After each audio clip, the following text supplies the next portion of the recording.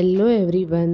તો આજે બનાવીશું નાગપંચમી અને શીતળા સાતમમાં બનતી પ્રસાદ એવા કુલેરના લાડુ. તો તેના માટે સૌથી પહેલાં એક બાઉલની અંદર એક વાટકો બાજરીનો લોટ લઈશું. બાજરીનો લોટ લીધા પછી આપણે ગોળ ઘીનો પા બનાવીશું. તો તેના માટે એક વાટકી દેશી ગાયનું ઘી લઈશું. તેની અંદર એક વાટકી ગોળ એડ કરીશું.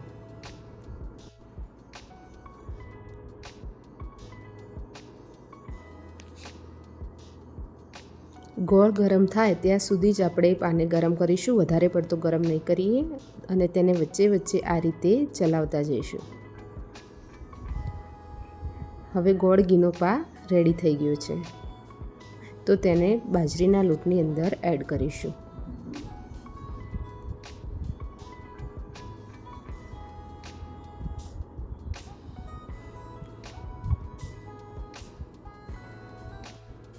આ રીતે બધું બરાબર ચમચીથી મિક્સ કરી લઈશું.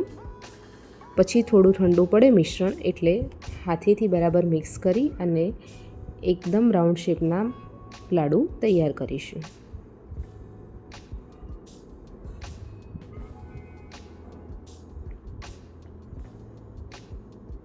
તો બધા જ લાડુને આ રીતે રાઉન્ડ શેપ આપી દઈશું.